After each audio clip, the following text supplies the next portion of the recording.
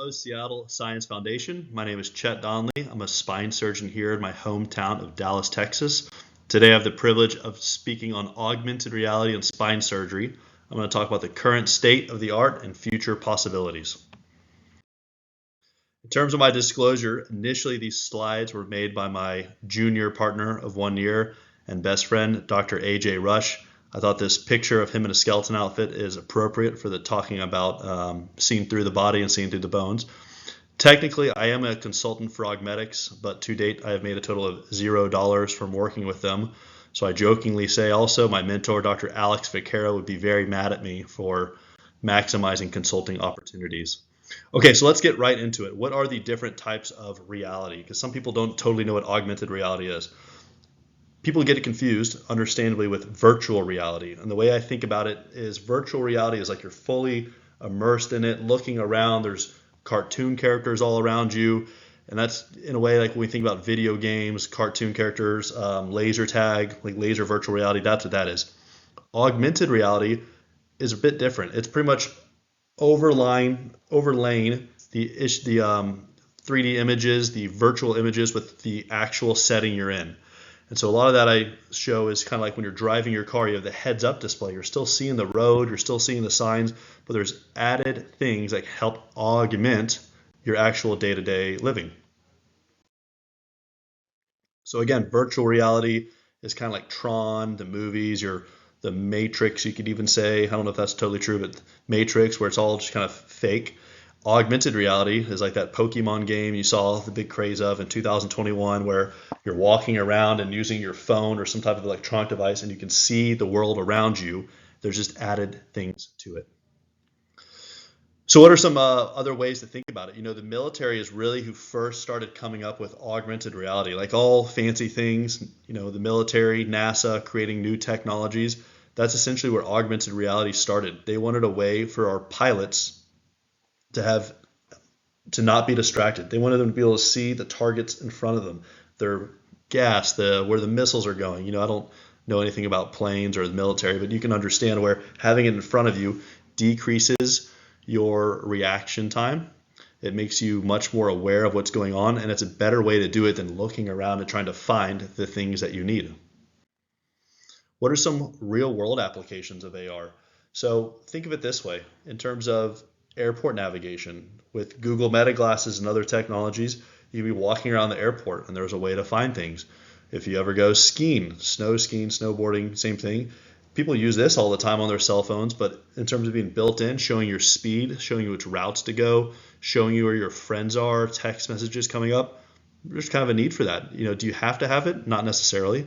And same with those annoying bikers on the road. Same thing. They could be using it to track their speed, track their mileage, track where they're going. Probably not tracking where cars are on the road. That would be helpful, but they don't do that. But then the question is, look, do we even need all this stuff? Like, this is cool, but do we need it? Same thing with augmented reality, right? The quick answer is yes, we do need it. It's another tool to make you more accurate and efficient in the airport, skiing, biking, many real world uses for it. And in spine surgery, it's another way to make the surgeon more accurate and efficient for pedicle screw placement. I think one of the biggest hurdles to maybe adopting augmented reality might be a surgeon isn't doing much minimally invasive surgery. Now, if you're part of Seattle Science Foundation, you're watching this, you're actively involved, you probably are a minimally invasive surgeon, at least on LinkedIn. You probably write that about yourself. But in reality, you probably are using minimally invasive principles, minimally invasive techniques.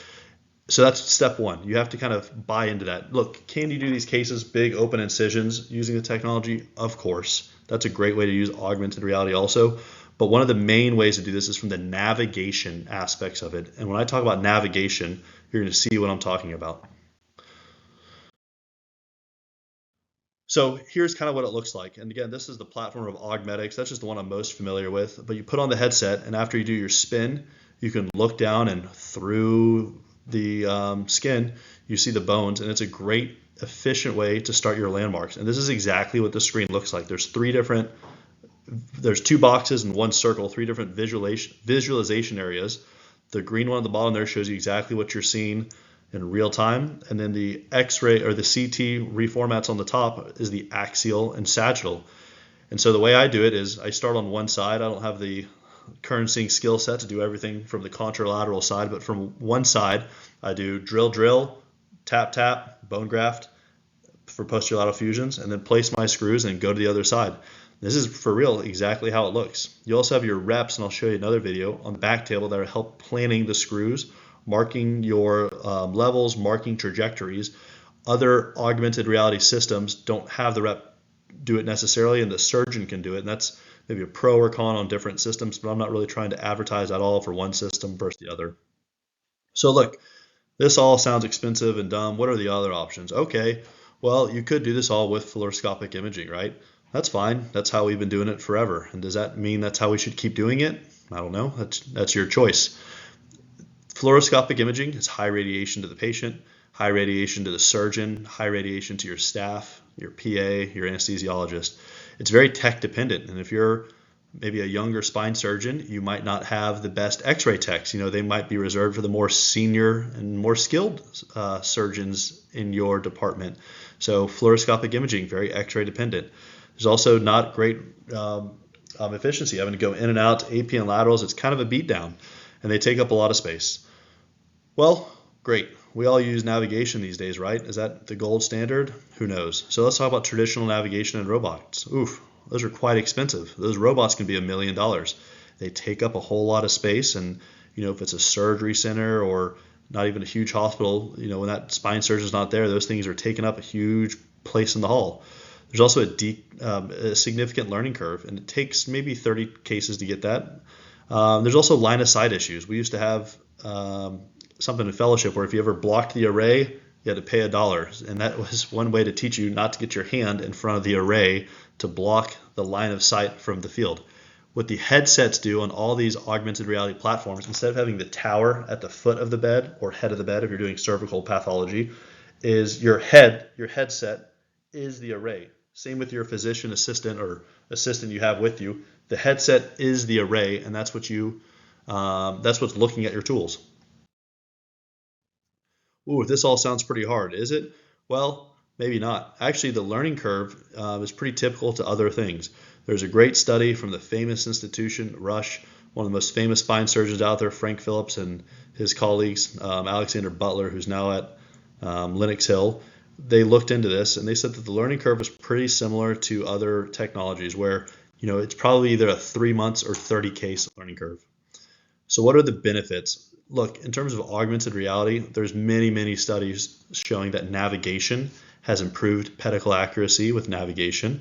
There's less shifted focus. You're looking right at that area as opposed to looking up, looking at the screens and getting somewhat distracted. Of course, not just with AR, but all navigation, there's less radiation to the surgeon. And in general, it's a faster operative speed. And some of this is really dependent on your place in terms of getting in the O arm in versus the C arm in. So hard to totally compare that, but a lot of this is benefits of navigation. So why do we like this? Why do I like this? And here's some pictures of different surgeons wearing the headset. It's intuitive. This is where you're looking on surgery. You're not looking away and trying to, not look at your surgical field.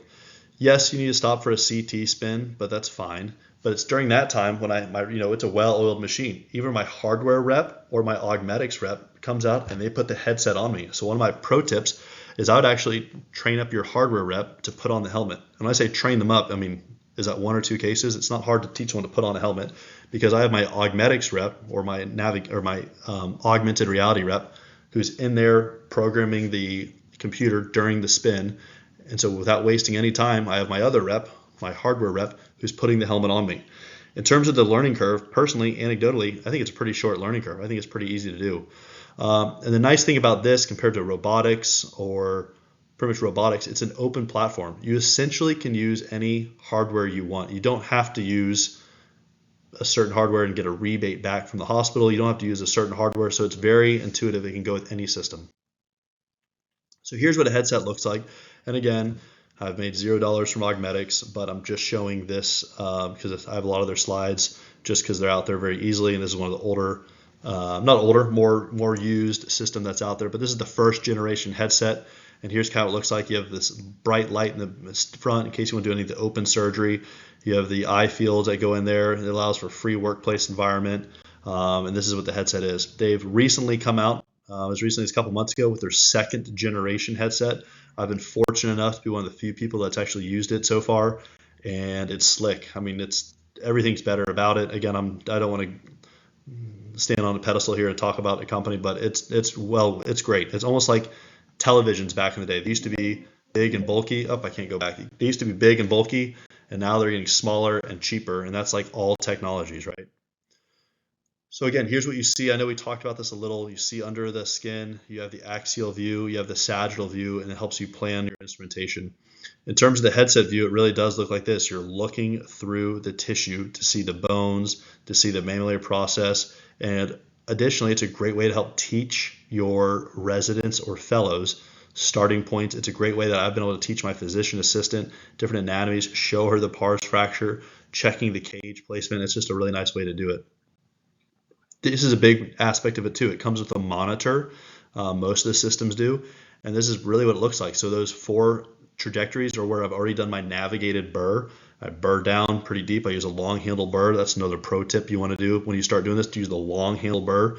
And then they mark my level, and then I come back with a tap, and then they remark the level, and then I put bone graft there, so I'm not trying to get under the tulips at that point, and then we put the screw. Another nice part about augmented reality as opposed to freehand navigation is it comes with a rep, and the rep is great, and they're experienced.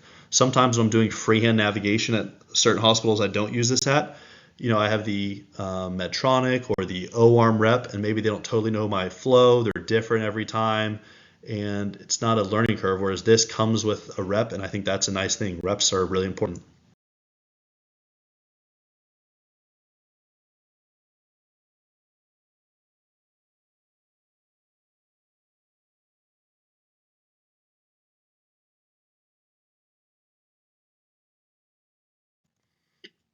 Here's my workflow in terms of just showing you the ease of any of these augmented reality systems.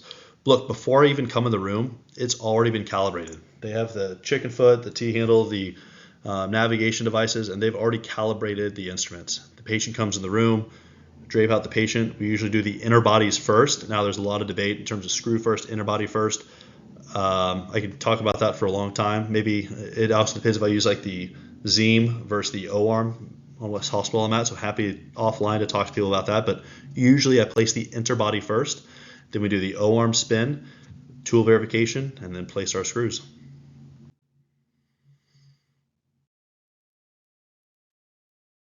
Some other neat usages of it is it really helps me navigate my hands looking directly at it and find new trajectories. Now you might look at that being like, yeah, the robot can do that too. Cool. Well, so can this. You might think, oh, freehand nav, I can do that also. Yeah, cool. But I'm like looking directly at it, so my way's better because I said it is. Half joking, but it's just a nice usage of having your hand there, looking at the trajectory, not having to look around and try to go right for it. Additionally, if you want to mallet at all, again, you're looking right at it when you're doing it, doing the mallet. You don't have to be looking to the side or kind of guessing or looking away. Another aspect that I use it for all the time is really easy and efficient to find the facets. Yes, I know you're going to say, freehand nav, can't we do facet decortication also? Sure, but I'm like looking at the facets. I'm not looking at the reconstructed axial sagittal views. I'm looking at the augmented reality and knowing what the facet is, and it allows for a really aggressive facet decortication. And another thing recently in terms of we've moved to is using it for interbody placement. I do believe this is an off-label use, and so what I've used it for is placing my guide probe into the disc space, and that helps me get my starting point really efficiently, saving a lot of fluoroscopic imaging time because we do our spin. It helps me get to the disc space. I do believe it's an off-label use, but in terms of what are the next stages of it, that's part of it, is using a dilator to get to the disc space to do my interbody work. Definitely one of the next steps for this technology. What are some other things? Well, it's not crazy at all to think with AI, ChatGPT, whatever you want to call it, it can help with osteotomy planning. It can scan the spine and say, hey, here's where you need to shave. Move your hand right here, cut the facets here, and this will help with your reconstruction of the sagittal imbalance. Additionally, Decompression assistance is coming in the future. Endoscopic guidance, why can't we do this through an endoscope? Well, that's a technology question that can be fixed. Can we combine this with the robot? Probably. And is real-time feedback kind of pushing back? Yes, we already have that.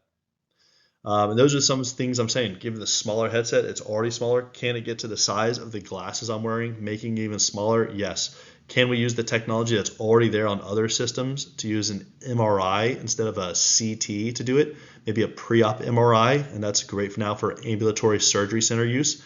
The headsets might be, it just varies on different systems, but maybe they're around $250,000, whereas a robot is a full $1 million.